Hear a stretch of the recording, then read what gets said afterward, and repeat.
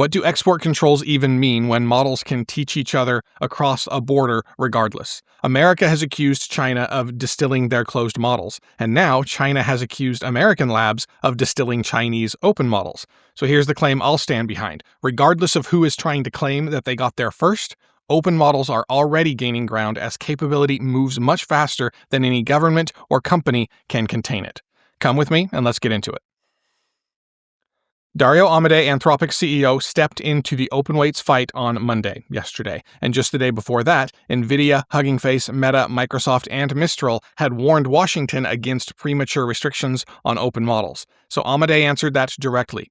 Anthropic has never advocated for a ban on open weights models, he said. He called open models without dangerous capabilities a public good, and he also backed a global model safety testing organization that would include China. But his hard line was specific. Amodei called the Chinese Communist Party the most capable authoritarian government, and he said he feared it could use frontier AI to gain permanent military superiority. Now that's Amodei's case, and it deserves scrutiny because Anthropic has a commercial stake, of course, in where the government draws this line. And the other side has interests too. Nvidia sells the accelerators that run open models. An open ecosystem creates more customers for its chips, and several other companies behind the letter also make money from wide model distribution. Still, these are not identical positions, of course. Amodei is asking for limits that would bind the commercial field, including Anthropic. The open weight bloc wants fewer restrictions on the release model that several of its members use. And then Beijing entered the argument. China's Commerce Ministry promised all necessary measures against threatened U.S. sanctions. China also accused American labs of distilling Chinese open models. Now, distillation means training one model on another model's answers. You can copy much of what the model knows without necessarily getting its weights. Now, Beijing's charge is a state claim, and the extraction gives us no independent proof of it, of course. And yet the accusation itself does reveal something. China now considers its models good enough for American labs to copy, and that cuts straight through the old export control theory. That theory says that advanced capability can be held at a national border, and that's what America has been trying to do.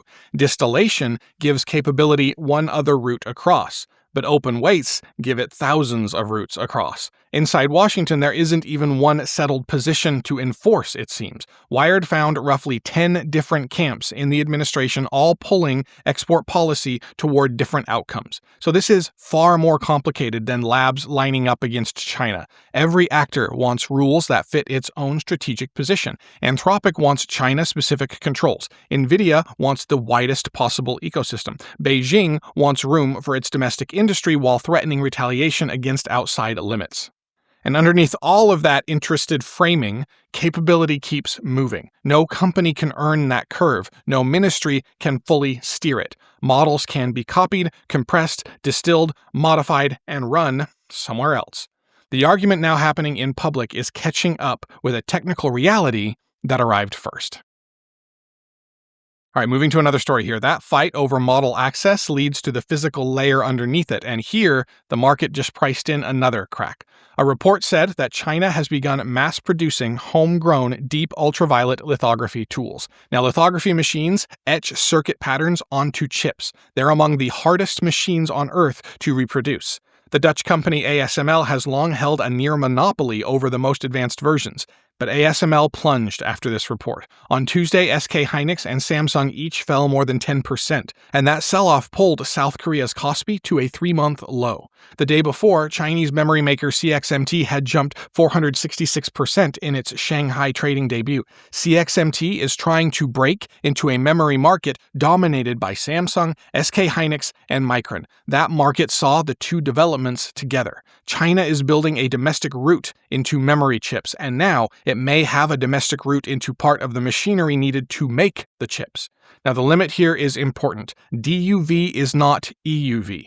Deep ultraviolet tools serve older, trailing chip-making processes, as well as some steps in advanced node production, while extreme ultraviolet machines make the most advanced chips. China's leading-edge fabrication gap, therefore, remains open, but still, the substitution path just got wider. Export controls created a powerful reason to rebuild the parts that China couldn't buy themselves. This report suggests that pressure is producing machinery then at factory scale. And that lands during a nervous week for Nvidia. By one very broad tally, the wider web of Nvidia-linked commitments now exceeds $750 billion. Nvidia was also reported to be discussing a guarantee of up to $250 billion in financing for OpenAI to lease capacity at an Ohio data center. The cost of insuring Nvidia's debt rose sharply at that news. Now here's the concern. A chipmaker funds a customer. The customer buys the chipmaker's hardware, the chipmaker records revenue based on that, and rising revenue supports the valuation that helps finance the next customer. That loop deserves a lot of scrutiny. The real question is who holds the risk if some of those deals fail to earn their way out. Now, demand for compute itself remains clear, obviously. Frontier training capacity still has a queue. Safe Superintelligence, for example, which we'll get to next, just committed to increasing its Nvidia compute by about 10 times. Oil fell roughly 6% in the same window after the US and Iran paused their exchange of strikes. The chip rout had its own cause. Investors were repricing a sector built around scarce suppliers and narrow choke points. The largest deals assume that narrow window stays open long enough to repay the build-out. It remains to be seen whether or not that will happen.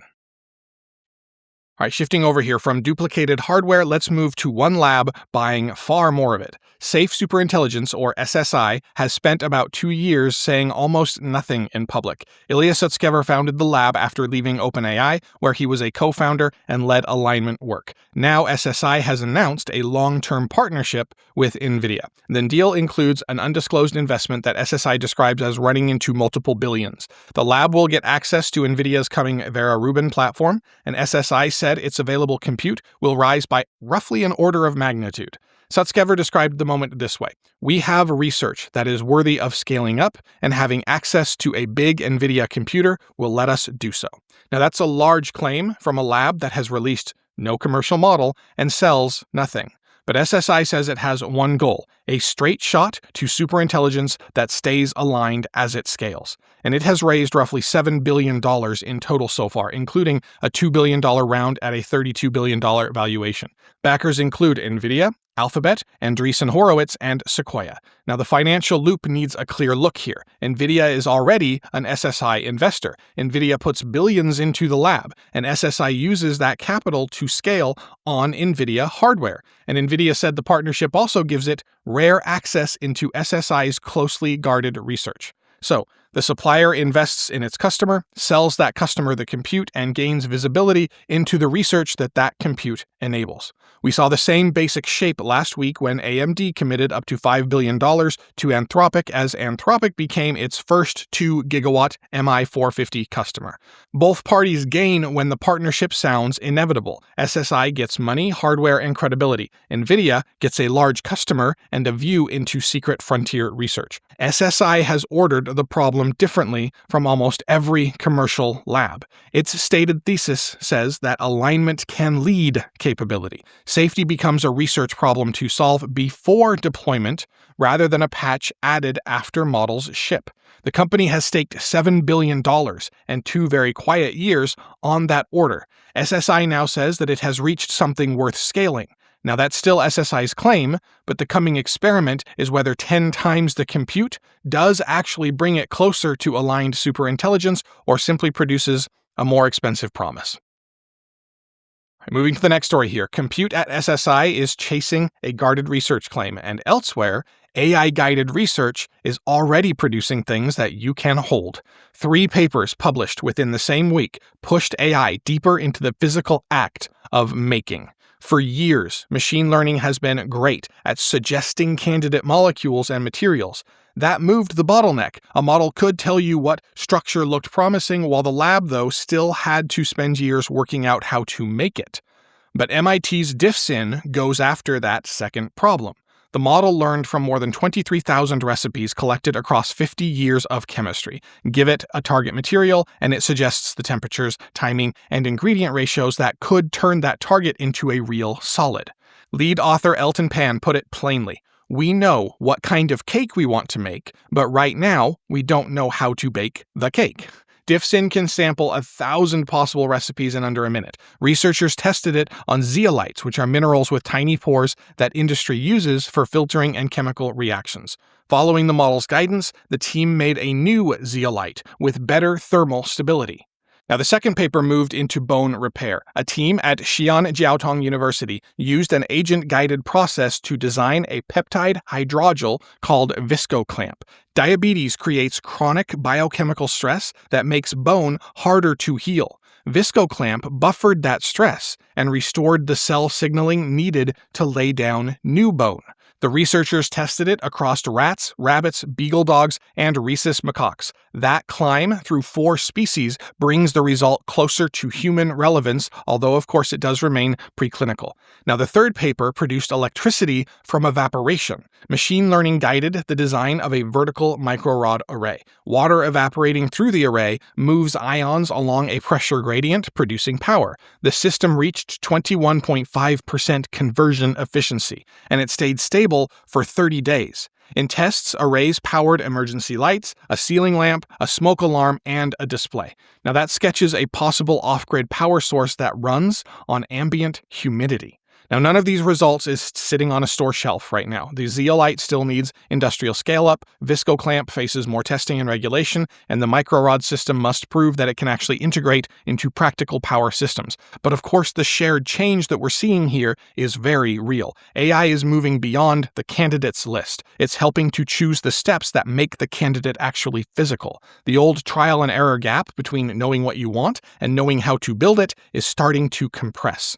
In 1 week, that happened across minerals, medicine, and energy. All right, shifting away again here. Now we reach the sharp edge of diffusion. When capability becomes easy to share, the safeguard has to arrive at the same surface.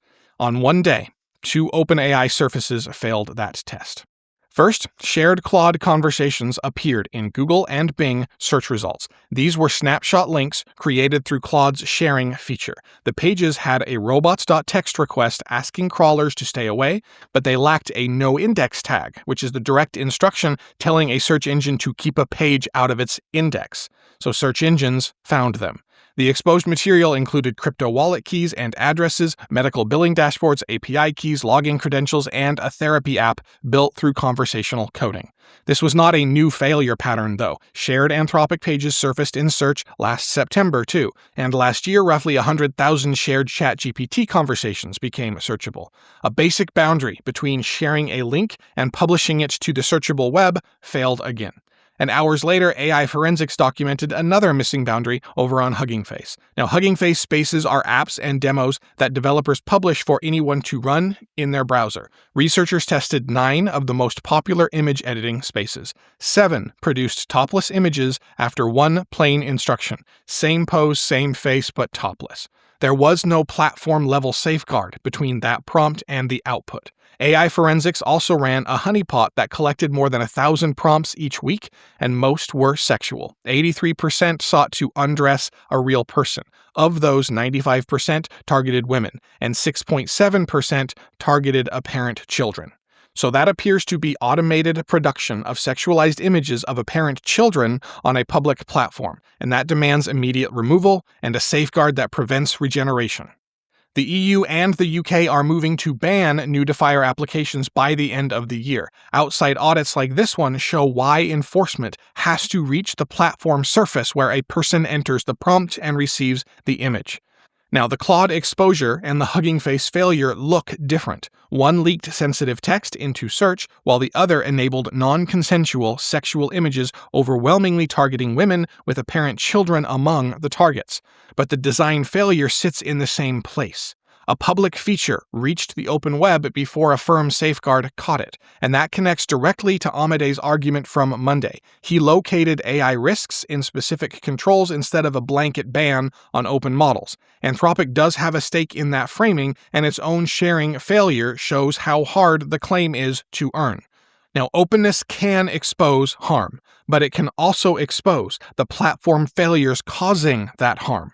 AI Forensics could run the audit, collect the evidence, and measure the abuse because the surface was public. Measurement gives regulators, platforms, and researchers something concrete to close. The burden now falls then on the powerful platforms that opened these surfaces rather than the people exposed through them. All right, bringing it to a close for today, let's return to that border. The open weight fight assumes that someone can decide where advanced intelligence stops. Yet even the accusations now crossing that border tell a different story. Models can teach models. Knowledge can move without the original weights. The hardware layer is starting to shift too. China's reported DUV production doesn't just erase the leading edge gap, but it does show that a guarded choke point can trigger the race to reproduce it. SSI is testing another old assumption. It has put billions behind the idea that alignment can come before deployment. And at the lab bench, AI-guided systems are helping people make a new mineral, a bone repair hydrogel, and a device that draws electricity from evaporation. Reasoning that once belonged to a small group of specialists is beginning to spread onto the make step itself. Now, the leaks show what happens when safeguards lag behind that spread. Wallet keys become search results. Public image apps automate sexual abuse. Those harms are evidence that public capability needs public accountability at every surface where people can be hurt. It is not an argument for restoring permanent scarcity. So regardless of which lab wants to claim they got there first, let's look at what happens if open weights win out here. No single lab gets to decide who can build. No single vendor keeps every gate. No border can guarantee that useful intelligence stays on one side. That shift, of course, carries friction because diffusion moves faster than institutions do. It also carries an extraordinary promise. Intelligence becomes something that more people can inspect, adapt, and use to solve problems, physical and safeguard problems.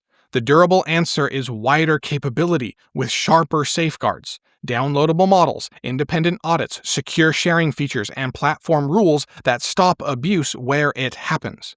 Now, open weights are winning because copying is easier than containing, and learning crosses the lines drawn around it. The task now, then, is to make that spread serve far more people, while of course still forcing the platforms that host it to carry their share of the responsibility. We'll see you tomorrow.